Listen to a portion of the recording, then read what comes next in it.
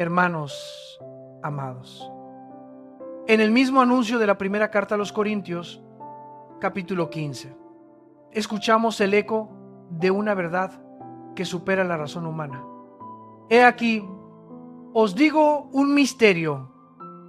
Es una voz a la vez suave y con autoridad, que despierta la conciencia cansada en medio del ruido del mundo. Ese misterio no es producto de la fantasía, no es un cuento para consolar, es revelación del Dios vivo, Señor de la historia, quien conduce a su iglesia a través de toda tormenta, y Él declara: habrá una generación que no gustará la muerte. Serán transformados en un instante, en un abrir y cerrar de ojos. Cuando suene la trompeta, cuando Cristo llame a su pueblo a encontrarse con Él en las alturas, esta proclamación no busca agitar emociones pasajeras. Levanta un pilar de esperanza para todos los que creen, porque el que prometió es fiel y su palabra no cae al suelo. Al hablar del misterio, nos invita a salir del cansancio espiritual, a atravesar la duda y a confiar plenamente en su poder transformador. Ese poder intervendrá en un latido y conducirá a la iglesia a la dimensión de la gloria, donde la muerte ya no reina, donde las lágrimas son enjugadas y el cántico sustituye al suspiro. ¿Por qué la Escritura lo llama misterio? Porque a lo largo de los siglos, en el tiempo del Antiguo Testamento, no se reveló plenamente la realidad de la iglesia, ni se descorrió por completo el velo sobre su arrebatamiento. No es misterio porque Dios sea enigmático, es misterio porque Él se revela según los tiempos de su amor. Nos enseña a caminar por fe y no por vista. Y esto exige una actitud: no perseguir lo sensacional, no entregarnos a cálculos de fechas, no convertir la profecía en un juego de calendario. Al contrario, aprender obediencia, velar con sobriedad y permitir que la palabra modele el corazón. El hombre anhela saber el cuándo. Dios quiere que conozcamos al quién. El hombre busca señales. Dios nos llama a amar la verdad. El hombre calcula. Dios nos invita a confiar. Por eso, el misterio nos conduce al aposento de la oración, a la disciplina de la santidad, al ritmo perseverante de quienes esperan al Señor. No para discutir por discutir, ni para vencer al otro en polémicas, sino para que el corazón sea renovado. Cuando honramos el misterio, la vida se ordena. Cuando lo trivializamos, la fe se agota. Ese misterio toca nuestra condición más profunda. La Escritura afirma: carne y sangre no pueden heredar el reino de Dios. No se desprecia así el cuerpo, obra buena del Creador. Pero el cuerpo presente fue diseñado para las condiciones de la tierra, limitado por espacio y tiempo, por leyes físicas y químicas. Tan pronto salimos de la atmósfera, necesitamos traje, oxígeno, presión estable. Cuánto más para entrar en la gloria de cielos nuevos y tierra nueva, donde no hay impureza, ni corrupción, ni tinieblas.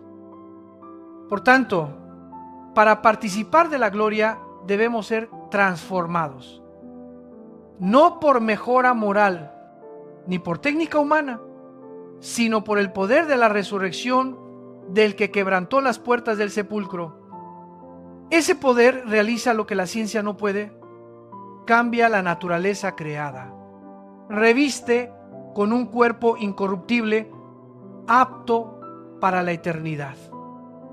Ese cuerpo nuevo no anula nuestra identidad, la santifica, no borra la memoria del amor, la libera de las heridas del pecado, no congela la vida, la dilata hasta el horizonte de la gloria. Entonces adoraremos sin cansancio, amaremos sin límites, nos regocijaremos sin marchitar. La vida eterna no es un reloj interminable, es una cualidad nueva de existencia en la presencia de Dios. ¿Quiénes participarán? La Escritura responde con claridad: los que son de Cristo en su venida. Esta respuesta es definitiva.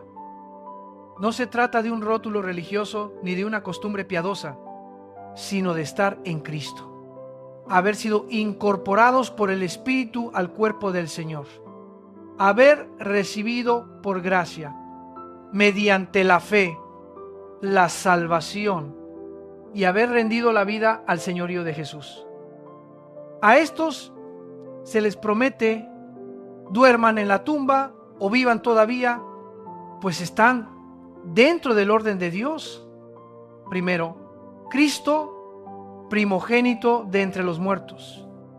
Luego, los que son de Cristo en su venida, y después otras fases de resurrección en el plan divino para los santos a lo largo de las edades. Este orden no alimenta disputas, trae seguridad al alma en medio de tantas voces, revela la sabiduría de Dios, su gracia para todas las generaciones y su justicia sobre todos los estamentos. Así, el creyente descansa, no está olvidado, no está a la deriva, no será tragado por el caos. Cada sacrificio silencioso es recordado, cada lágrima por su nombre será enjugada. Cada paso fiel será recompensado en el día en que Él diga: bien, siervo bueno y fiel. Algunos preguntan: ¿es el arrebatamiento lo mismo que la segunda venida? La palabra traza una frontera nítida en el arrebatamiento. El Señor viene en las nubes y llama a la iglesia a su encuentro. Consuelo para la esposa del Cordero.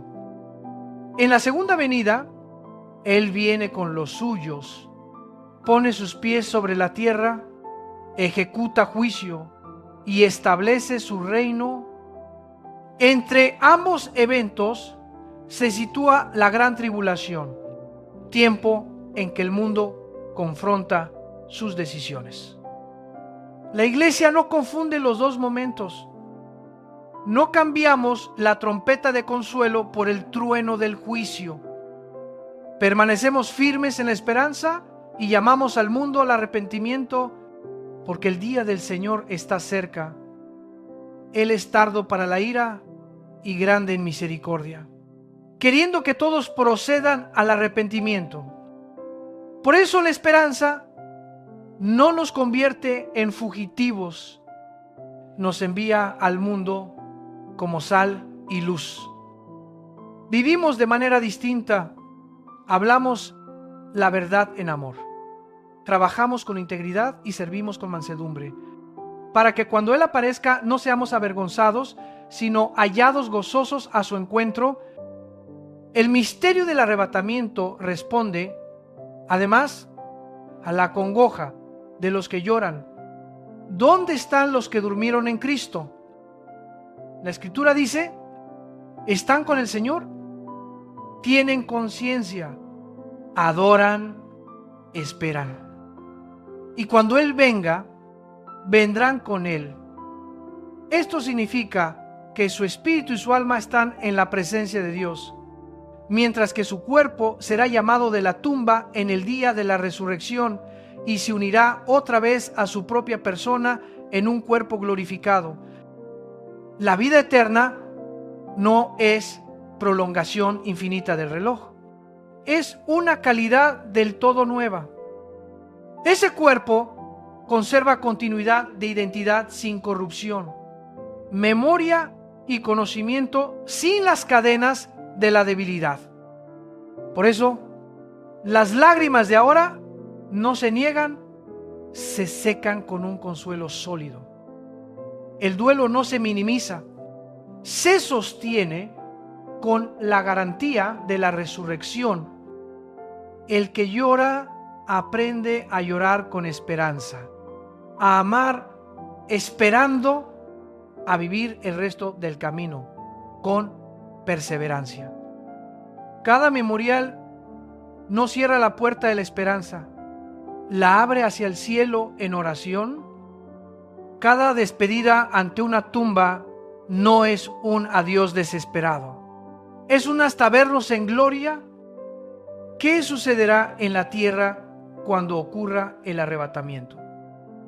Podemos esbozar algunas escenas: hogares desconcertados, rutas colapsadas, instituciones tambaleantes, pero detrás de los titulares sensacionalistas corre una corriente más honda.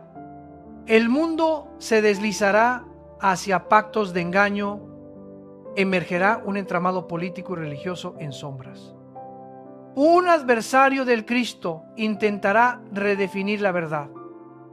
Por ello, lo que la iglesia necesita no es un calendario adivinado, sino una vida santa. Fidelidad a la verdad, unidad entre los santos y una lámpara encendida que no se apaga al viento. Velamos no con pánico, sino con sobriedad moral. Discernimos lo que viene de Dios y lo que nace del mundo, de la carne y del maligno. Mientras esperamos, invertimos en lo que no perece. Sembramos el evangelio en los corazones. Edificamos la familia con disciplina de amor. Fortalecemos la comunidad de fe con humildad y servicio. Aunque la noche sea espesa, la luz resplandece. Aunque el viento arrecie, la lámpara arde en la mano del centinela. Aunque el mundo se burle, la esperanza permanece, porque está anclada en el inmutable. Otra pregunta: ¿cómo iremos espíritu, alma o cuerpo? La palabra enseña que el hombre es una unidad tripartita: espíritu, alma y cuerpo. La muerte no es aniquilación, es separación. El cuerpo vuelve al polvo. El espíritu y el alma del creyente van con Cristo. En la hora del arrebatamiento, los que viven serán transformados al instante. Los que durmieron resucitarán primero, y todos juntos seremos arrebatados en las nubes para recibir al Señor en el aire. Esta es la cita de la gracia. Allí el esfuerzo moral no compra boleto. El mérito religioso no gana asiento. Solo los que están en Cristo tienen parte.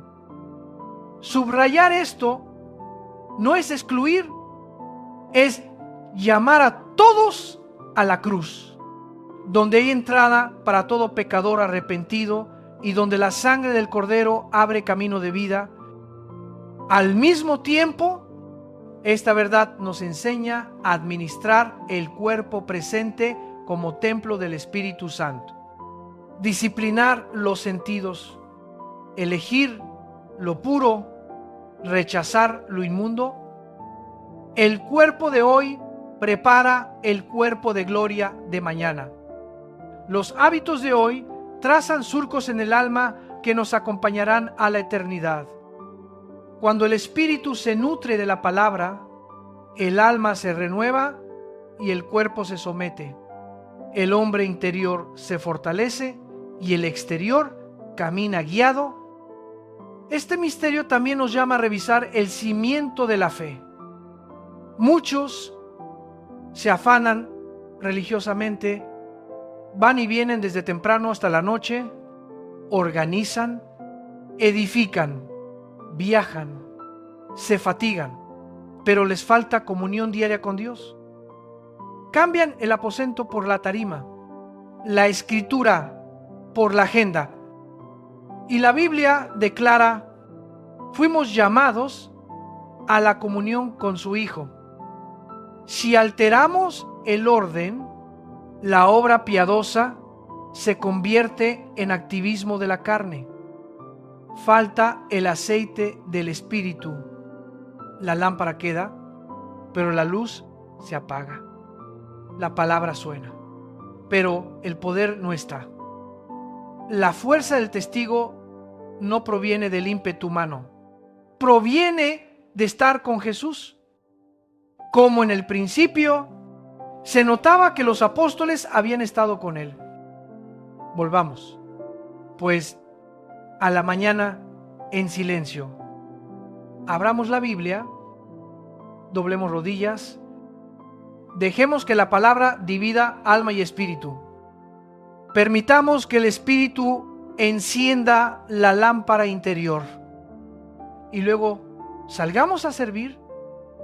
Así, lo pequeño tendrá buen olor, lo breve pesará en gloria, lo ordinario llevará gracia. Sin comunión, lo grande se vacía, lo mucho se aligera, los planes colosales se esterilizan. Y hay algo más. El misterio del arrebatamiento nos enseña a pensar rectamente sobre los santos de ayer. Dios no olvida su pacto. La resurrección tiene un orden. Cristo es el primogénito. Luego, los que son de Cristo en su venida. Después, los testigos de etapas sucesivas. Y finalmente, el gran juicio. Este orden revela dos verdades. Primera, Dios es el Señor de la historia. No corre con prisa humana, ni se retrasa según el escepticismo del mundo. Segunda, su pueblo puede reposar en su plan. Todo tiene un tiempo y una sazón bajo su mano. El alma no se turba al ver las convulsiones del siglo, porque por encima de todos los tronos hay un rey inmutable. Por eso podemos vivir santos hoy sin temer el mañana. Podemos sacrificar sin aplausos, perseverar sin reflectores. Él mismo es nuestra gran recompensa. Dejemos ahora que la palabra toque lo más hondo. El misterio no vino para asustar, vino para educar en la esperanza santa. Si lloras por alguien que durmió en Cristo, permite que el consuelo te inunde. No se ha perdido, está con Él. Espera, adora. A la trompeta final se levantará primero. Si estás exhausto en la lucha contra la carne, recuerda, carne y sangre no heredan el reino, pero la gracia puede renovar la mente, crucificar la concupiscencia y prepararte para la gloria. Si doctrinas extrañas te seducen, vuelve a la palabra. Solo la palabra separa luz de tinieblas, verdad de engaño. Solo la palabra cambia la manera de pensar. Y cuando la mente se renueva, la vida se endereza. Entonces la esperanza deja de ser eslogan, se vuelve savia del alma, motor de perseverancia y fuerza para amar hasta el final. Y en cualquier circunstancia, la oración será nuestro aliento. La gratitud nuestro canto y la fe nuestro paso. Finalmente, este misterio nos coloca ante una pregunta ineludible. Si esta noche suena la trompeta, ¿a quién pertenezco? Estoy en Cristo, no en una etiqueta religiosa, sino en Él por la fe que salva y el nuevo nacimiento. ¿O me oculto tras el manto del activismo? Si hay vacilación en tu corazón, corre a la cruz. Si tus ojos están opacos, abre la Escritura. Si tu voluntad flaquea, clama al Espíritu Santo, porque no se trata de una idea para debatir, sino de una vida para rendir, de una preparación que abrazar, de un anhelo por ver al Señor en gloria. Así que, alentaos unos a otros con estas palabras. Exhortémonos a mantener la fe. Encendamos juntos el fuego del aposento para que cuando suene la trompeta estemos listos, para que cuando el Rey aparezca en gloria, salgamos con gozo a recibirle. Y desde entonces estaremos siempre con el Señor. Hermanos amados, la gracia redentora revelada en la cruz es el fundamento para comprender el misterio de la vida y de la muerte, para ver el camino del nuevo nacimiento, la transformación de la mente y la verdadera libertad en el Espíritu Santo. El Evangelio no comienza con el esfuerzo del hombre subiendo hacia el cielo, comienza con el cielo, descendiendo hacia el hombre. El Hijo de Dios entró en la historia, asumió nuestra carne, obedeció hasta la muerte y muerte de cruz. Allí Él declara a todo pecador: no puedes pagar esta deuda, yo la pago por ti. Por eso, el Evangelio no es una lista de deberes para que el hombre los cumpla, es la proclamación de una obra consumada. El inocente carga la culpa del culpable. El justo recibe la pena del injusto para que Dios sea justo al condenar el pecado y, al mismo tiempo, el que justifica al que cree en su Hijo. La figura de Barrabás todavía resuena en la historia de la salvación. Un reo digno de muerte. Según la ley, oye que se abren las puertas de su celda y recibe esta sentencia: ¿eres libre? ¿Por qué libre? Porque otro salió llevando la cruz. Esa escena no promueve irresponsabilidad.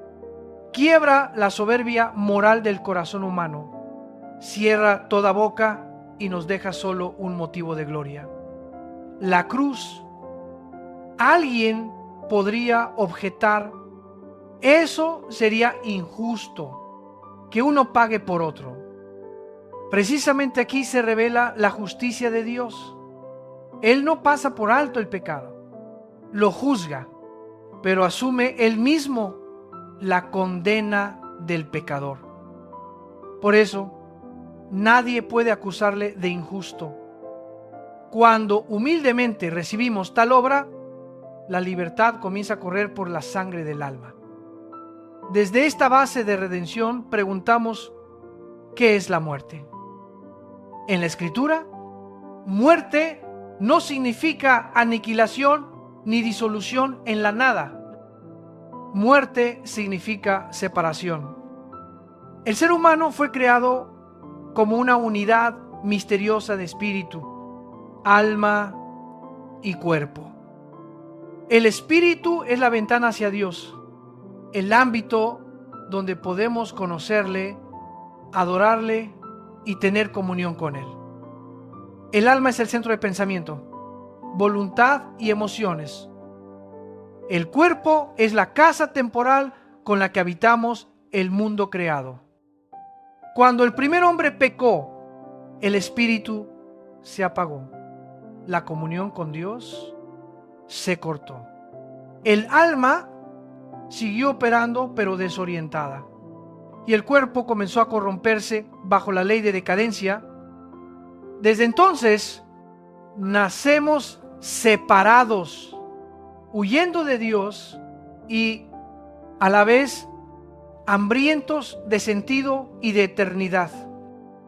Al apagarse el espíritu, la humanidad levantó escaleras religiosas para intentar alcanzar el cielo.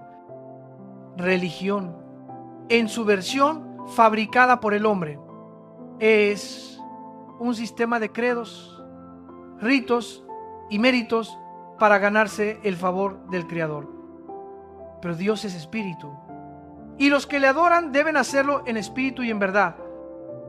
Es decir, solo cuando el Espíritu Santo vuelve a encender, nuestro espíritu se abre la puerta de la comunión. De lo contrario, la religiosidad se queda en el nivel del alma, emoción abundante, resoluciones efímeras, formas hermosas, pero sin tocar la raíz, sin poder vencer al pecado.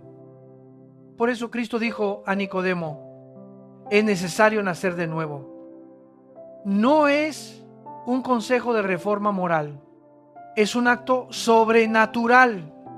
El Espíritu entra, enciende lo que estaba muerto, despierta la conciencia, reorienta la voluntad y reabre el canal de comunión con Dios. Cuando el Espíritu renace, Dios pone en nuestras manos un instrumento decisivo: su palabra. La Biblia no es un mero texto devocional, ni solo poesía antigua, ni un manual ético.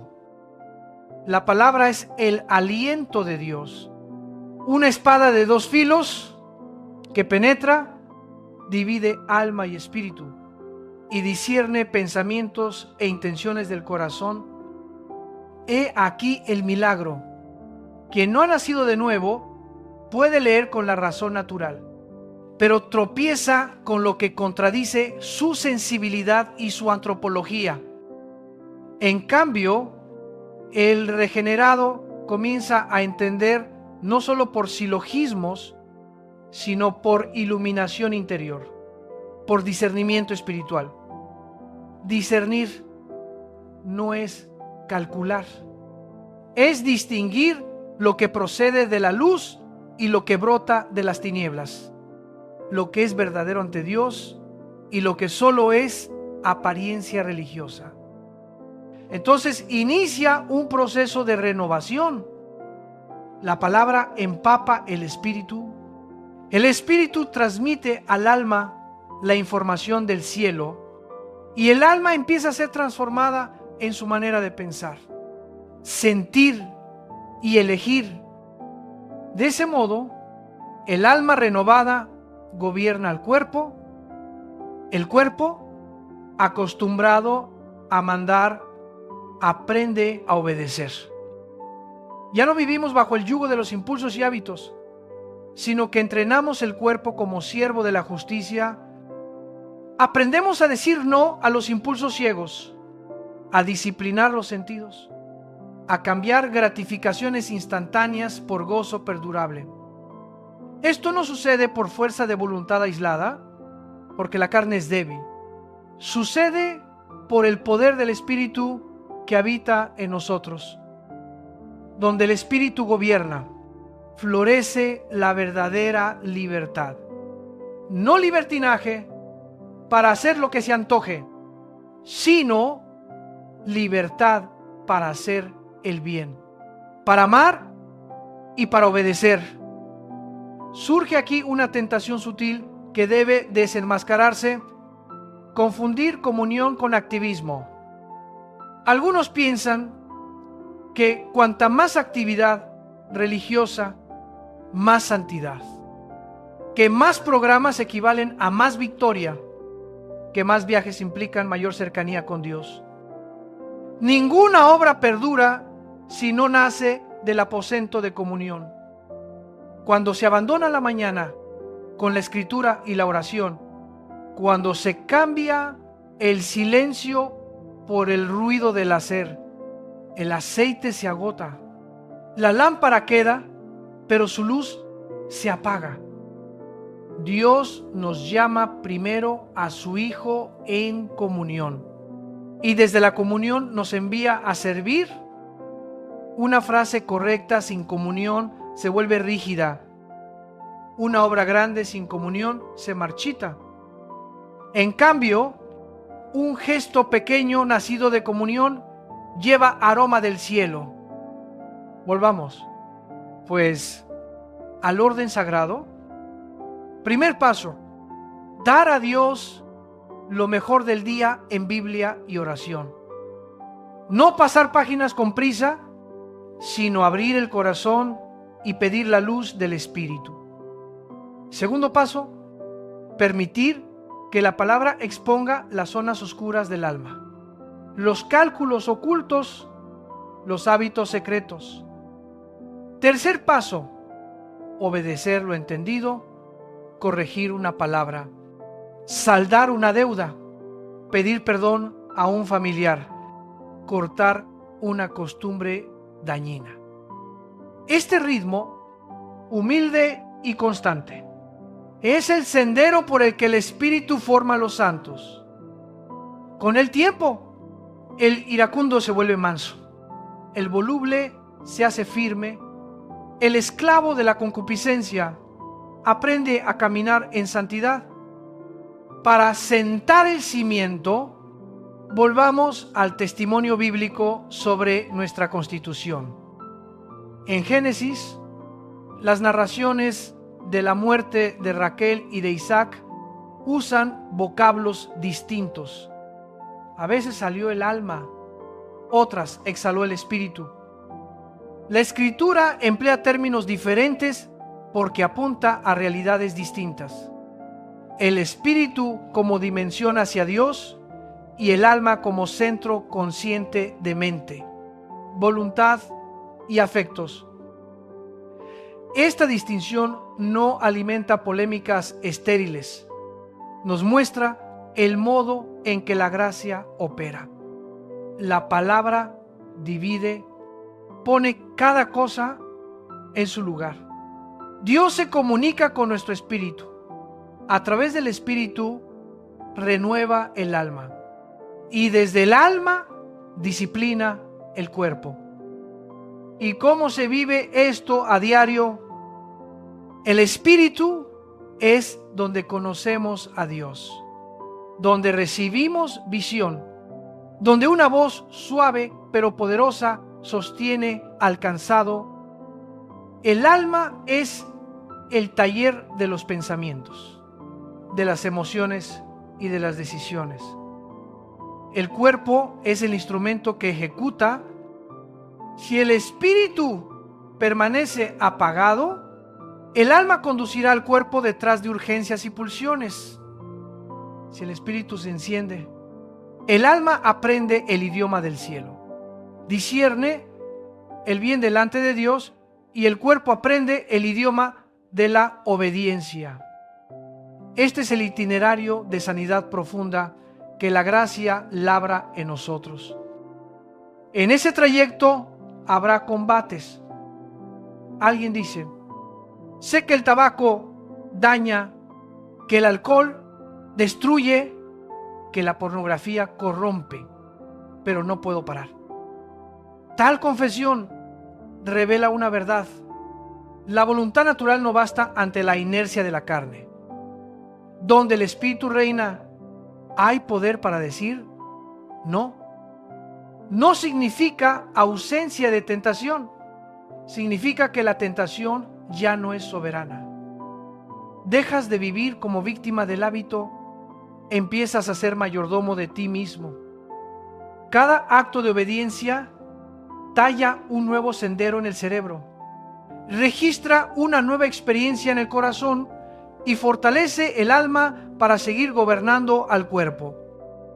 Otra inquietud frecuente: ¿puede el diablo poseer a un creyente? Quien pertenece a Cristo tiene su espíritu sellado por el Espíritu Santo, y la luz no se mezcla con las tinieblas. El creyente no puede ser poseído en su espíritu. Sin embargo, la carne es débil y el alma puede abrir puertas. Podemos ser tentados, hostigados, influenciados, sobre todo por hábitos tolerados, heridas no sanadas y mentiras consentidas. Por eso es vital velar la mente, disciplinar los sentidos y perseverar en la palabra. A medida que la mente se renueva, el alma cierra puertas a la tentación y el cuerpo ofrece menos terreno al enemigo para sembrar imágenes e ideas impuras. Con esta arquitectura espiritual entendida, cobra sentido el llamado al nuevo nacimiento. Nacer de nuevo no es un pico emocional, no es un rito, no es una etiqueta cultural, es la obra sobrenatural del Espíritu encendiendo el espíritu humano. Mientras el hombre responde con arrepentimiento y fe, el tribunal del cielo declara absolución, el campo del corazón recibe la semilla de vida. Esa vida crece con la palabra, la oración, la comunidad de fe y la obediencia cotidiana. Al madurar, el creyente descubre otra realidad. El miedo se achica, el egoísmo se reduce, la mansedumbre se expande y un gozo resistente surge aún en la tribulación. Conviene hablar claro de la religión fabricada por el hombre. La historia abunda en ritos sangrientos, ascetismos extremos y esfuerzos agotadores por complacer a la divinidad. El Evangelio proclama que el único sacrificio suficiente ya fue ofrecido. La cruz cierra toda subasta entre el pecador y Dios. Quien quiera acercarse, venga por el Hijo, en fe y entre en comunión. Este camino no es barato, exige arrepentimiento real y entrega sincera, pero es seguro porque se apoya en lo que ya fue consumado. De esta verdad brota una nueva ética cotidiana. El nacido de nuevo sabe que su cuerpo es templo del Espíritu, cuida la salud, los hábitos, los horarios, las palabras. Sabe que su alma debe renovarse. Vigila ojos, oídos e imaginación. No deja entrar lo que envenena el amor y la fe. Sabe que el Espíritu es donde Dios habla. Por eso prioriza la mañana para la escritura y la oración. Aún con la agenda llena, así, día tras día, semana tras semana, se levanta una nueva estructura. El Espíritu guía, el alma obedece, el cuerpo sirve. Esto no convierte al creyente en un evasivo del mundo, lo hace mejor ciudadano. En casa, ama con obras. Pide perdón y perdona, educa con ejemplo. En el trabajo, es veraz, cumple su palabra, valora a las personas por encima del lucro, paga impuestos y respeta la ley. En la sociedad, dice la verdad, con respeto, debate con caridad y sirve al vulnerable. No es moralismo altivo, es fruto de la vida nueva sembrada dentro. Cuando la iglesia vive así, la luz se extiende, las tinieblas retroceden y muchos sedientos de verdad se acercan. Volvamos al punto de partida, la cruz y la resurrección.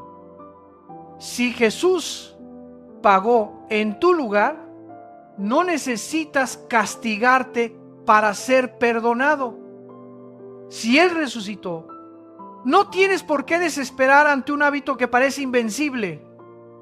Si el Espíritu fue dado, no debes vivir seco en la aridez espiritual. Abre el corazón, abre la Biblia, abre la boca para orar. Da pasos pequeños pero fieles. Busca una comunidad de fe para sostenerte. Y cada vez que tropieces, no te quedes en la vergüenza.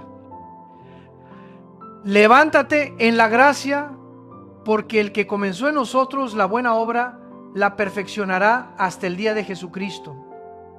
Hermanos, amados, este es el tiempo de levantarnos. No con consignas, con comunión real con Dios. No con proyectos gigantes, con obediencia en lo pequeño. No con emociones fugaces, con fe arraigada. Vengamos al que pagó todo para recibir vida nueva. Dejemos que la palabra divida alma y espíritu para recibir sabiduría nueva.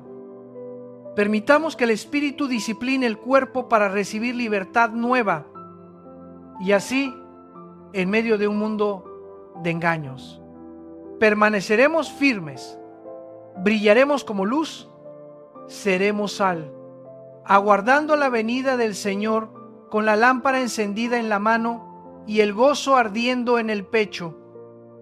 Hermanos amados, servir a Dios comienza donde muchos no miran, en la comunión, no en el activismo. Hay creyentes, pastores y misioneros que se afanan viajando, organizando, repartiendo, predicando, hasta quedar exhaustos. Nada de eso es malo en sí mismo, pero delante del Señor Él mira primero lo que los ojos no ven. Servirle en espíritu y en verdad. La Escritura enseña que hemos sido llamados a la comunión con Jesucristo. Si cada mañana no priorizamos la Biblia y la oración, todo lo demás corre el riesgo de convertirse en obra de la carne. ¿Correcto? Por fuera. Estéril por dentro. Recordemos a Éfeso. Mucho celo, mucha paciencia, mucha ortodoxia, pero habían perdido el primer amor. Jesús no aplaude la agenda, busca el corazón. Sin comunión, el candelero permanece, pero la luz se apaga. Con comunión, hasta el gesto más pequeño lleva el aroma del cielo. Volvamos ahora a la pregunta esencial. ¿Qué sucede cuando un cristiano muere? La palabra enseña que ausentes del cuerpo estamos presentes con el Señor. El espíritu y el alma del creyente entran inmediatamente en la presencia de Dios. El cuerpo se deposita en la tierra y vuelve al polvo. Sea sepultura o cremación, no altera la esperanza. Porque el poder de la resurrección no depende de métodos humanos. Cada cual esté plenamente convencido en su conciencia, sin imponer cargas que el Nuevo Testamento no impone. Lo cierto es esto: cuando Cristo venga en el arrebatamiento, traerá consigo a los que durmieron en Él. Los cuerpos de los santos resucitarán incorruptibles y en el aire. El ser interior se unirá a un cuerpo glorificado, semejante al cuerpo de la resurrección de nuestro Señor. Tienen las almas en el cielo una existencia consciente. El Apocalipsis nos ofrece una visión diáfana. Bajo el quinto sello, Juan vio las almas debajo del altar, los que habían sido muertos por la palabra de Dios y por el testimonio que tenían. Hablan, claman, se dirigen al Señor, reciben consuelo. Se les dieron vestiduras blancas. No se viste a una sombra etérea. Esto revela un estado intermedio real, todavía no el cuerpo glorificado, pero sí una existencia consciente que adora y espera. No piden venganza caprichosa, imploran vindicación. ¿Hasta cuándo, Señor, santo y verdadero? Saben que la historia no ha concluido. Perciben que el mal sigue derramando sangre. Y Dios, soberanamente, les dice que descansen hasta que se complete el número de sus consiervos que han de ser muertos como ellos. De aquí se subraya una verdad práctica. El campo de batalla es la mente. Los pensamientos no son materia, pertenecen al ámbito invisible. Por eso ángeles y demonios pueden sugerir, oprimir, tentar. De allí la urgencia de la renovación del entendimiento por la palabra. Cuando los pensamientos se alinean con la verdad de Dios, el creyente aprende a rechazar la tentación con autoridad. Mayor es el que está en nosotros que el que está en el mundo. La lujuria, la avaricia, el rencor, la mentira, pierden fuerza donde la mente se alimenta cada día de la Escritura y la voluntad se rinde al Espíritu Santo. Alguien pregunta, ¿dónde se ve la firma del Creador? Mire el lenguaje de la vida.